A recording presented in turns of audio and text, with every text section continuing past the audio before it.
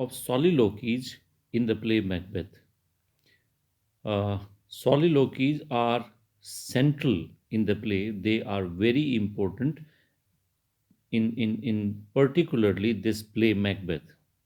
A soliloquy is speaking alone on the stage when there is no other character present. A person talking to himself aloud when he is alone is a soliloquy, you can say. A character in a drama often expresses his most secret thoughts and designs in a soliloquy. However, there is one more term in drama, that is aside. Though soliloquy is different from aside is different from soliloquy in technical sense, in this manner that it is also an expression of a character's secret thoughts and feelings. However, aside is spoken when the character other characters are present on the stage, and the speaker puts his hand on his mouth in this manner and tries to express his inner feelings for the sake of audience. Whereas in soliloquy he talks to himself.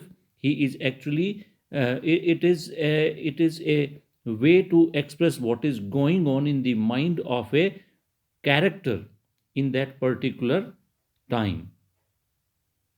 There are quite a number of soliloquies in the play Macbeth. Most of these are made by Macbeth himself, but there are a few by Lady Macbeth also, and a couple of brief soliloquies by Banquo, right? So, early in the play, Macbeth gives us an impression of a person given to reflection. He is a thinking kind of man. Although a man of action and a brave soldier, yet Macbeth shows a tendency to become absorbed in his thinking. When the witches have spoken to him and Banquo, he appears wrapped in his thinking. From his asides here, we learn what is going on in his mind. These asides show the secret thoughts which pass through his mind as a consequence of the prophecy made by the witches, and further as a consequence of the news brought by Ross and Angus that the title of the Thane of Cawdor has been conferred upon him. In his longest aside on this occasion, Macbeth says that prophecies made by the witches, this supernatural soliciting, cannot be evil and cannot be good. If these prophecies were evil, he would not have been honored with the welcome title of the Thane of Cawdor. And if they are good, they there would have not been arisen in his mind a horrid image. The horrid image is, of course, the murder of Duncan, we can assume. The very thought that he should murder King Duncan is so horrible to him that his hair stand on end and make his heart knock at his ribs. This aside is followed by two more asides, which are shorter ones. And the first aside, he says that if chance will have him become the king, chance should be allowed to operate without any action on his own part.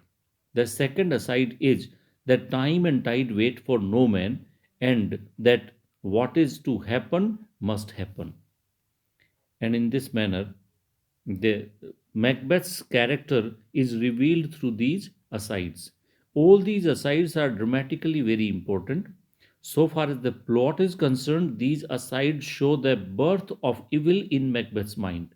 The evil consists in the thought of the assassination of King Duncan, the assassination itself being an act which is central to the play. So far as the revelation of character is concerned, they show that Macbeth has already been harboring the ambition in his heart. He may even have intended the murder of Duncan, but it is only after the prophecies that he feels the approaching reality of the murder. These asides are thus part of the preparation for what is to come in the play, and they give us a glimpse of the character of Macbeth. Another aside is uttered by Macbeth when Duncan has announced the nomination of his son Malcolm as the heir to the throne. In this aside, Macbeth shows some uneasiness at the hurdle that has now appeared in the in in in in the nomination of Malcolm as the heir to throne. This hurdle, he says, must be overcome because otherwise it will obstruct his rise to greatness. Then, realizing the nature of the crime that he must commit, he calls upon the stars to extinguish their light so that his black and deep desires are not revealed even to himself. This aside marks another step towards the growth of the idea of murder of King Duncan in the mind of Macbeth. At the same time, this aside shows that the evil in the mind is developing in spite of his efforts to nip it in the bud. It is evident that this man has, in the past, always obeyed the voice of his conscience, but that now he is contemplating a course of action which will lead to his damnation. He knows this, that he is going to get damned because of this deed, but still he cannot curb, he cannot control his ambition. One of the most important of Macbeth's soliloquies is made when King Duncan arrives at his castle to stay there as a guest. In this soliloquy, if it were done when it is done, then it were fine. Macbeth thinks of the dangerous consequences that might flow from his murdering the king. But apart from the possibility of retribution, Macbeth sees the force of the moral objections against his murdering his king, who is also his relative and at the same time his guest. Macbeth closes his soliloquy by saying that there is no spur to his intention of murdering Duncan excepting a soaring ambition. So far as the plot is concerned, this soliloquy marks yet a further development, and his introspective nature is also emphasized by this tendency to make these soliloquies. Macbeth's next soliloquy is made when he is about to enter Duncan's bedroom in order to murder him. Macbeth's imagination is so heated by the thought of the crime that he suddenly sees a dagger lying on the table before him. This is not, of course, a real dagger, and Macbeth is seeing only a hallucination. Hallucination means Brahm. It is a dagger of the mind, he says, a false creation proceeding him from his heat oppressed brain. This soliloquy clearly shows the sense of guilt operating upon Macbeth's mind before the murder. Thus, Macbeth is fully conscious of the wickedness of his deed and he is going to commit it only half heartedly. The conflict in Macbeth's mind is not over, even though he is going to commit the crime. This soliloquy is therefore psychologically very important. It depicts the state of a criminal's mind at a crucial moment. This soliloquy is yet another example of Macbeth's poetic nature and his visual imagination, by virtue of which he builds up the atmosphere of night with his reference to the rituals performed by the witches and the stealthy movements of a murderer and the strides being taken by a ravisher like Tarquinians towards his victim. The next soliloquy, a brief one, is made by Macbeth after he has committed the murder and has a little conversation with his wife. In this soliloquy, he reveals a mind completely overwhelmed by his sense of guilt. Every noise terrifies him. He says, looking at his hands, he has a feeling that the blood on them can redden the whole ocean and it cannot be washed by water.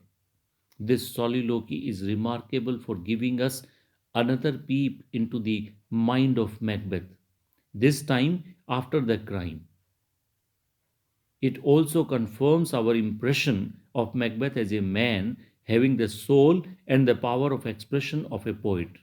when he says, "No, this my hand will rather the multitudinous seas incarnadine." That is to say, it will make the sea red. The next soliloquy comes much later in the point of time.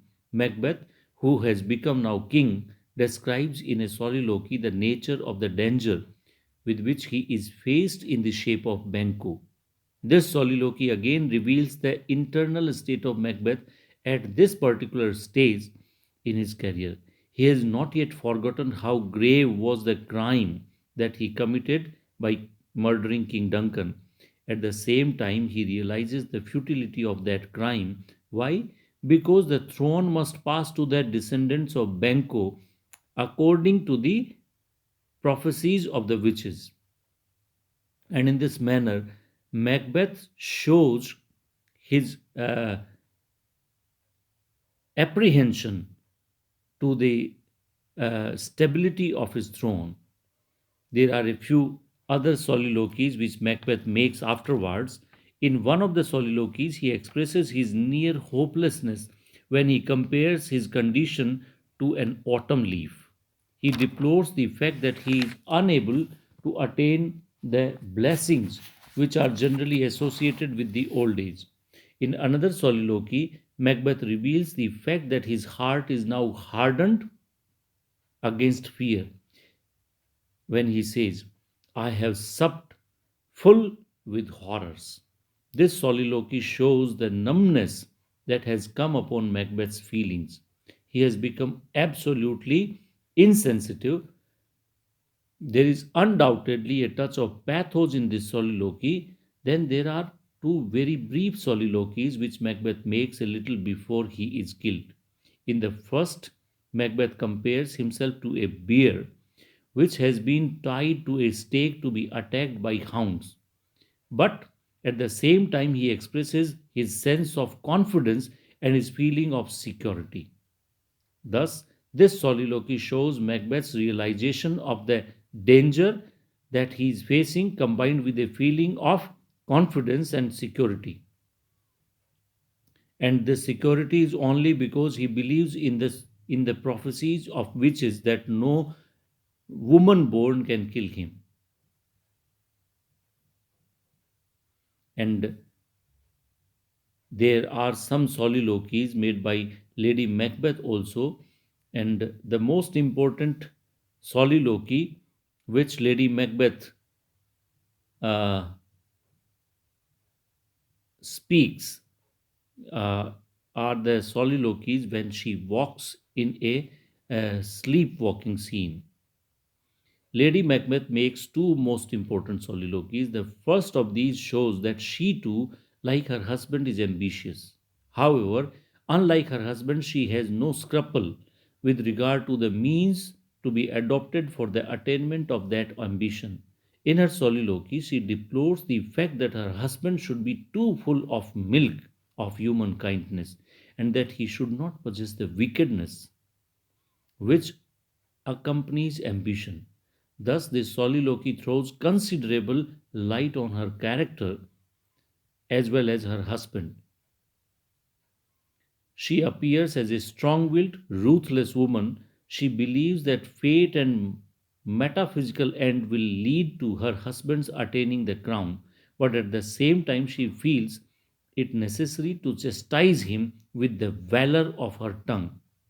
This soliloquy is important also insofar as it produces in us the feeling of curiosity as to the role which Lady Macbeth will play in the development of the plot.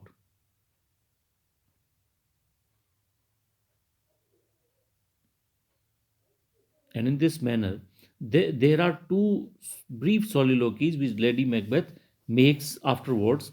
The first of these is intended to serve as a means of some information for us. And in this soliloquy, she says that she has drugged the guards outside the king's bedroom and that they are now fast asleep and snoring. Lady Macbeth reveals her state of depression in another soliloquy by saying, "Naught is had, all is spent. Thus, Lady Macbeth has already begun to realize the futility of the murder of King Duncan. Thus, finally, in conclusion, we can say the soliloquy is used by Shakespeare as a means of character revelation, as a means of advancing the plot, as a means of providing information, as a means of deepening an emotional effect upon his readers or audience, and so on. Thank you very much. Soliloquies must be read seriously in this play. Thank you.